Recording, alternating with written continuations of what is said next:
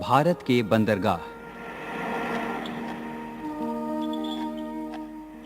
इस श्रृंखला में आज सुनते हैं कार्यक्रम कांधला बंदरगाह।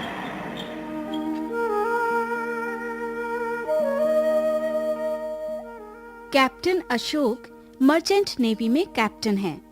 स्कूल की छुट्टियां आरंभ होते ही वे अपने भतीजे सोनू को अपने साथ समुद्री यात्राओं पर ले जाते हैं। इस समय वे दोनों समुद्री जहाज पर हैं जो कांधला की ओर बढ़ रहा है।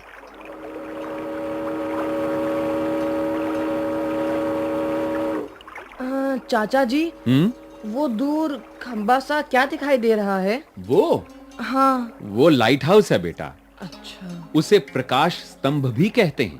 प्रकाश स्तंभ का क्या काम होता है? शाबाश, बहुत अच्छा सवाल किया तुमने सोनू। देखो बेटा, समुद्र में चारों ओर पानी ही पानी दिखाई देता है, तो ये प्रकाश स्तंभ सिग्नल का काम करते हैं। मतलब ये कि ये जहाज के कैप्टन और उनकी टीम को संकेत देता है कि तट नजदीक है। यही नहीं, ये प्रकाश स्तंभ सुरक्षा की दृष्टि से भी बहुत उपयोगी होता है। वो कैसे चाचा जी? भाई, रात को आने वाले जहाजों के लिए ये तट सूचक का काम करता है। अच्छा, इसका प्रकाश आसपास के स्थानों को भी प्रकाशित करता है। इसका मतलब चाचा जी, ये प्रकाश स्तंभ तो बहुत जरूरी है। हाँ बेटा, बहुत जरूरी है। हमारा जहाज कहाँ आकर रुका है? बेटा, हम कांधला बंदरगाह पहुंच गए हैं, जो गुजरात के कच्छ इलाके में स्थित है। अरे वाह, हम गुजरात पहुंच गए हैं। हाँ।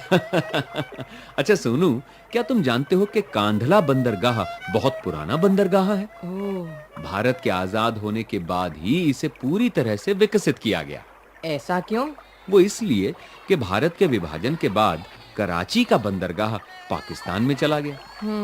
इसके बाद इस क्षेत्र में बंदरगाह की जरूरत महसूस हुई, इसलिए कांधला बंदरगाह को विकसित किया गया।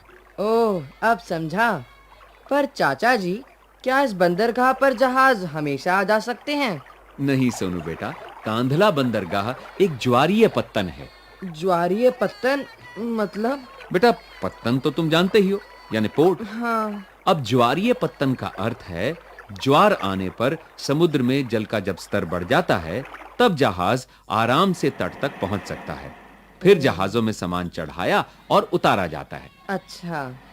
और जब ज्वार नहीं होता, तब जहाज समुद्र में दूर खड़े रहते हैं और ज्वार के आने का इंतजार करते हैं। ज्वार आने पर ही जहाज तट पर आते हैं।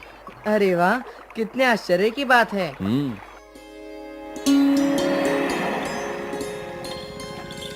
सोनू और कैप्टन अशोक कांधला बंदरगाह की सैर कर रहे हैं। सोनू के मन में तरह-तरह के सवाल उठते हैं। वो देखिए चाचा जी, कितना सारा सामान।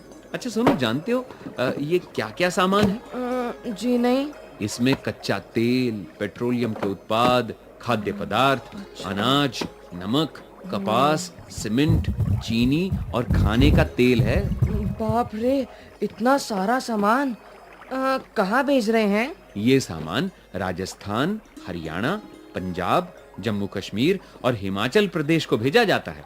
कांधला से इतनी सारी जगहों को सामान भेजा जाता है? हाँ बेटा, जानते हो कांडला में विदेशों से तेल भी आता है।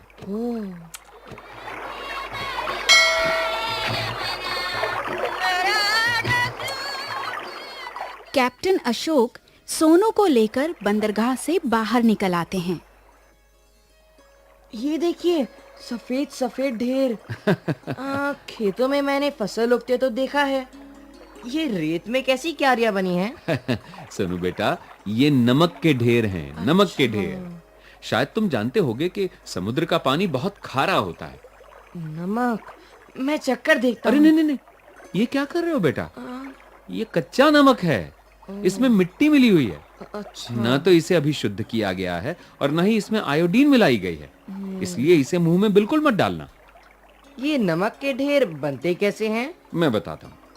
ये सामने क्यारियों की मेड़ देख रहे हो? तो ज्वार के समय जब समुद्र का पानी तट की ओर आता है, तो कुछ पानी इन खेतों के अंदर चला जाता है। अच्छा। और मेड़ के कारण क्यारी में ही वो पानी रुक जाता है। हाँ। फिर खारा पानी सूखने के बाद नमक की परत बन जाती है, जैसे कि ये बनी हुई है। फिर इसे इकट्ठा कर लिया जाता है और नमक की ढेर सारी परत बना दी जाती है। अच्छा। इसके बाद इसकी सफाई और प्रोसेसिंग होती है, तब कहीं खाने के योग्य बनता है नमक। अच्छा, जानते हो बेटा, भारत में नमक की जितनी खपत है उसका ज्यादातर भाग तो कांधला से ही आता है। अच्छा। हाँ। अच्छा सुनो बेटा, अब हमें वापस चलना चाहिए, बहुत देर हो चुकी है। नहीं चाचा जी, थोड़ी देर और रुकेंगे। सोच लो, तुम्हें ढोकला नहीं खाना क्या? हैं? वैसे मुझे तो बहुत भूख लगी है, सोच लो। ढोकला? और क्या क्या खाएंगे चाचा जी? तुम चलोगे साथ में तो ढोकला के साथ साथ गुजरात का मशहूर खाखरा भी खिलाऊंगा तुम्हें। हाँ, चलिए चलिए चलिए। आ जाओ, चलो चलिए।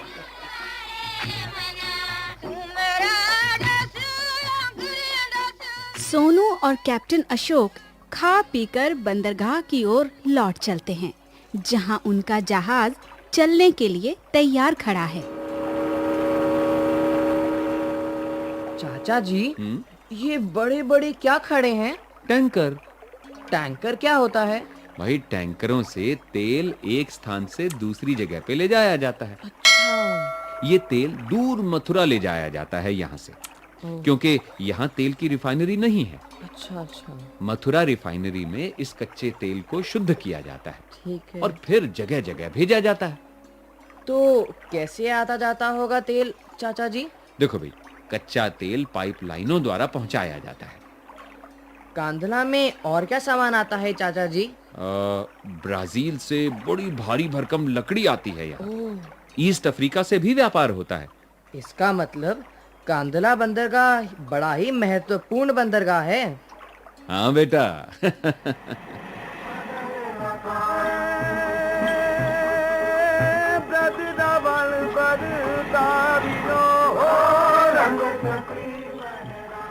कांधला बंदरगाह। अभी आप सुन रहे थे ये कार्यक्रम